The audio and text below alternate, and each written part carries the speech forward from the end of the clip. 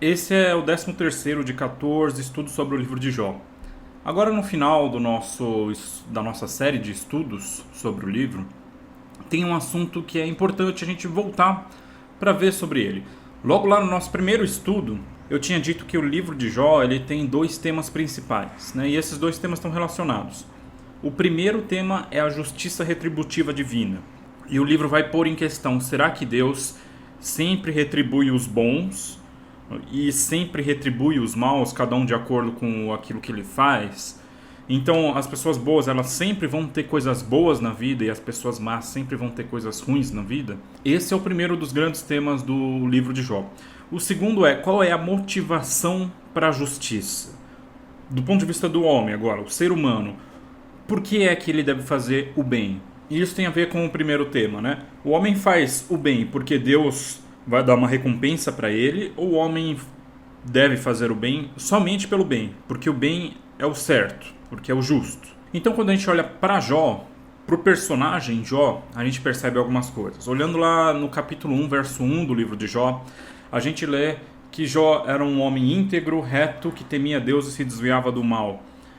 E aí você tem essas quatro palavras, essas quatro descrições de Jó, que são quatro termos, quatro expressões que aparecem em outros lugares da Bíblia, mas só aparecem todos juntos assim em relação a Jó. Não tem nenhum outro personagem bíblico que é descrito como íntegro, reto, que temia Deus e se desviava do mal. Essa palavra que as nossas traduções trazem como íntegro, a tradução Ferreira de Almeida, por exemplo, que é a mais comum, ela traduz como íntegro, é a palavra no original, a palavra tam. E no hebraico essa palavra é derivada da palavra tamam, que significa algo completo, finalizado. Então é interessante que a ideia de íntegro na Bíblia é aquele que está finalizado, que está completo. Essa palavra aparece, por exemplo, apontando para Jacó. Jacó é descrito lá em Gênesis 25, verso 27, como tam, em oposição a Esaú. Então Esaú é descrito como um caçador, como um homem dos campos, enquanto Jacó é descrito como um tam, e um homem que ficava dentro das barracas, né? Habitava tendas. Então a gente vê que a palavra tam tem uma conotação aí de algo que se opõe à violência, à morte, né? Pelo menos se a gente usar como base esse verso de Gênesis 25. A palavra reto, a palavra yashar em hebraico, na verdade a palavra reto é uma tradução bem literal assim do que significa a palavra yashar. Literalmente é uma coisa reta, uma coisa que não é torta, é uma coisa sem ondulações e sem curvas, uma coisa reta. Essa palavra não costuma ser usada para descrever pessoas, como adjetivo de pessoas, né? Normalmente essa palavra ela compõe uma expressão que seria o Yashar Be'enei Adonai, aquele que é reto aos olhos de Deus, aquilo que é reto aos olhos de Deus, porque sujeito tal não fez aquilo que era reto aos olhos de Deus. Ou aquilo fez aquilo que era reto aos seus próprios olhos. Então reto aqui traz meio a ideia de algo que é correto mesmo, que é algo que não é errado. Essa expressão é usada em relação a Deus, por exemplo, no Salmo 92, né? Lehagid ki yashar Adonai, para anunciar que o Senhor é reto. E depois ele fala que Jó era temente a Deus. E essa expressão, o Irá Elohim, ou Irá Adonai, temente ao Senhor, é uma expressão interessante porque a palavra irá vem do verbo irá, que é temer mesmo, ter medo. Então a palavra medo ela tem mais de uma conotação na Bíblia, porque ao mesmo tempo que o homem religioso é descrito como aquele que teme a Deus, na Bíblia várias vezes aparece a expressão não temas, justamente para homens religiosos. Ou seja, o temor pode ter a conotação de algo negativo, você tem medo de algo e você se afasta daquilo, ou pode ter uma conotação positiva. O temor é a ideia mais ou menos de quando você vê algo muito grande e muito fascinante, e a sua reação àquilo não é fugir, é você querer se aproximar, é mais ou menos essa ideia do temor ao Senhor, né?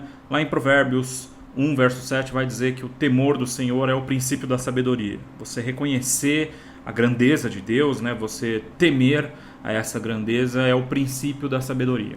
E no final diz que Jó ele se desviava do mal, né? Sar merá.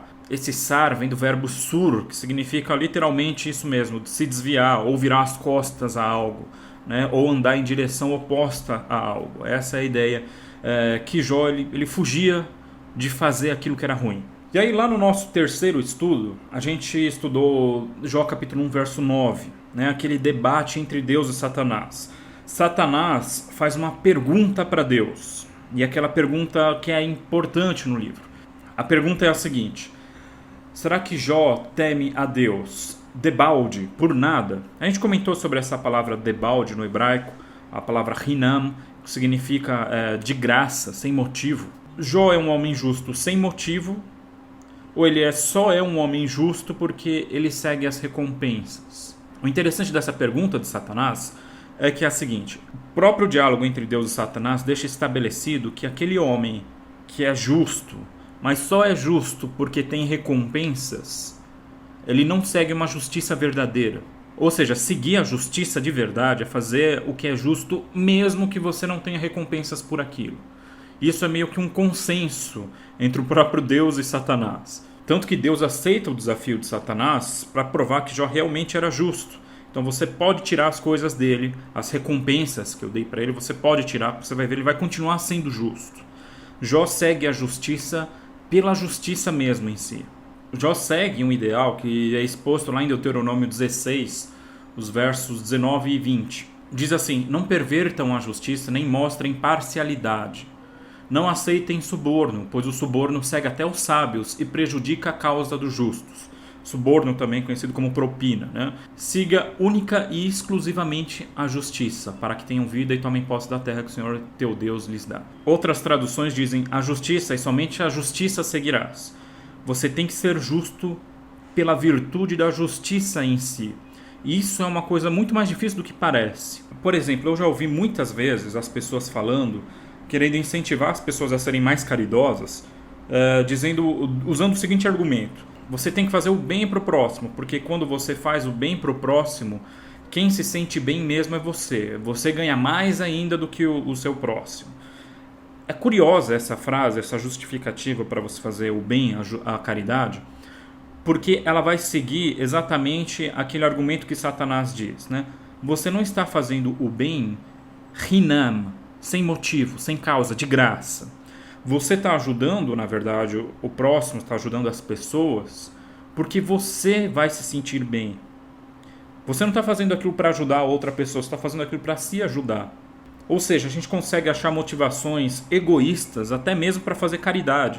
Tipo aquele monte de histórias de crianças que a gente lê para as crianças, aqueles fundos morais: faz aquilo que é certo, que no final vai dar tudo bem. Faz aquilo que é justo, porque aquele que faz o que é errado, ele se dá mal. Então a gente tem a ideia do karma, que está perseguindo as pessoas, então a gente faz sempre as coisas certas para não receber aquele karma ruim. E a gente usa essa mesma ideia para Deus. E é isso que o livro de Jó está falando exatamente, essa é a ideia da justiça retributiva. Eu tenho que fazer o que é certo, o que é justo, o que é bom, o que é misericordioso, para receber uma recompensa de Deus, para não receber punição divina. Eu tenho que fugir do mal, me desviar do mal, deixar de fazer aquilo que é ruim, para não me dar mal no final da história, né? Então, no final da história, toda a nossa busca pelo que é justo, pelo que é bom, toda a nossa caminhada religiosa, ela está pautada na busca do prazer e na fuga da dor, digamos assim, né? Ou seja, o centro da nossa religião é o homem ainda. A gente não coloca o centro em Deus.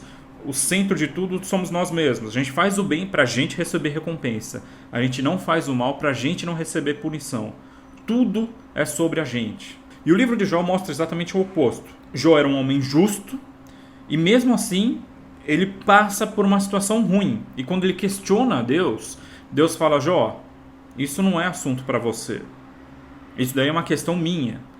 Você não estava aqui quando eu criei o universo. Você não é o cara que faz a manutenção da existência de todas as coisas. Então eu não devo respostas a você por você ser uma pessoa justa e estar passando por uma situação muito ruim na sua vida. Essa é a resposta de Deus, como a gente já estudou.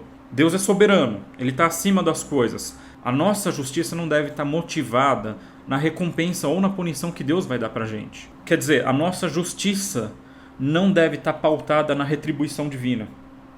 A retribuição divina é um assunto que tem a ver com Deus, não a ver com o homem. Então Jó, a gente vê, por exemplo, nos capítulos 29 e 31 de Jó, Jó falando sobre a sua própria justiça. Ele fala que, olha, se eu realmente oprimir os pobres, então eu aceito tudo isso que está passando por mim.